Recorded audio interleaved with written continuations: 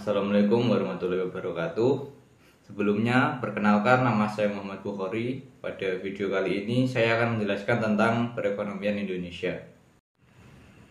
Yang pertama yaitu latar belakang perekonomian Indonesia.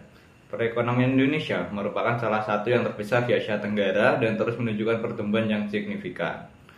Salah satu pilar utama penggeraknya adalah usaha mikro, kecil, dan menengah atau UMKM yang menyumbang lebih dari 60% PDB dan menyerap 97% tenaga kerja. Namun, UMKM masih menghadapi berbagai tantangan, seperti akses permodalan, keterbatasan teknologi, dan strategi pemasaran yang kurang efektif.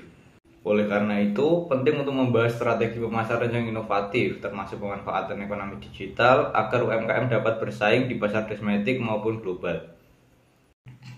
Selanjutnya yaitu peran UMKM dalam perekonomian Indonesia. Ada 7. Yang pertama, kontribusi terhadap PDB dan pertumbuhan ekonomi. Yang kedua, penyerapan tenaga kerja. Yang ketiga, pengurangan kemiskinan dan ketimpangan ekonomi. Yang keempat, pemerataan pembangunan ekonomi. Yang kelima, mendorong inovasi dan daya saing ekonomi. Yang keenam, ketahanan ekonomi saat krisis. Dan yang terakhir yaitu dukungan pemerintah terhadap UMKM. Selanjutnya yaitu strategi pemasaran yang efektif untuk UMKM. Yang pertama, pemasaran digital atau digital marketing. Yang kedua, pemasaran konten atau konten marketing. Yang ketiga, pemasaran dari mulut ke mulut atau word of mouth. Yang keempat, kolaborasi dan partnership. Yang kelima, pemasaran lokal atau lokal marketing. Yang keenam, strategi harga dan promosi. Yang ketujuh, analisis pasar dan kompetitor. Selanjutnya adalah perkembangan ekonomi digital di Indonesia. Ada beberapa faktor pendukung pertumbuhan ekonomi digital di Indonesia. Yang pertama, tingkat penetrasi internet yang tinggi. Yang kedua, generasi muda yang melek teknologi. Yang ketiga, peningkatan penggunaan e-commerce. Dan yang terakhir, pertumbuhan vintage dan pembayaran digital. Dan beberapa sektor yang berkembang di dalam perekonomian ekonomi digital di Indonesia. Yang pertama, e-commerce, yang kedua, vintage, yang ketiga, transportasi online, dan yang terakhir, edtech.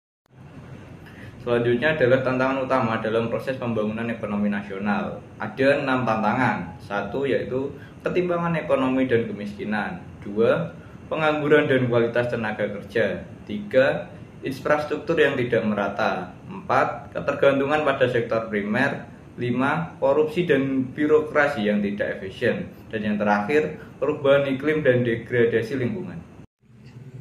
Selanjutnya yaitu sejarah dan peran pasar modal dalam ekonomi nasional.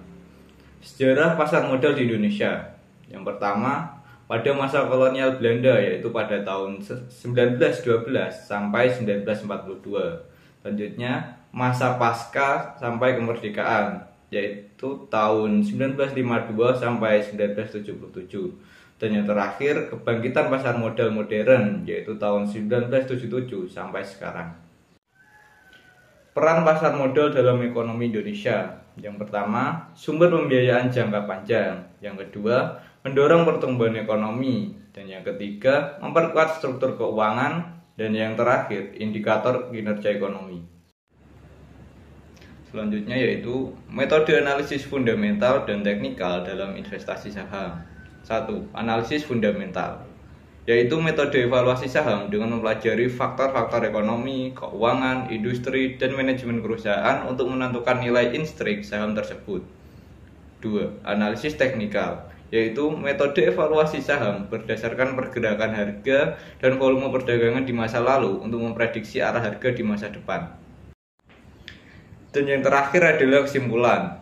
Perekonomian Indonesia ditopang oleh beberapa pilar utama, mulai dari UMKM yang menjadi penggerak utama lapangan kerja dan PDB, hingga pasar modal yang berperan sebagai sarana pembiayaan jangka panjang. Perkembangan ekonomi digital membawa peluang besar, namun juga tantangan seperti kesenjangan digital dan keamanan siber. Pasar modal Indonesia telah berevolusi menjadi institusi keuangan modern yang vital, meski partisipasi masyarakat masih perlu ditingkatkan melalui edukasi. Cukup sekian video penjelasan dari saya. Jika ada salah kata atau penjelasan saya kurang jelas, saya mohon maaf sebesar-besarnya. Wassalamualaikum warahmatullahi wabarakatuh.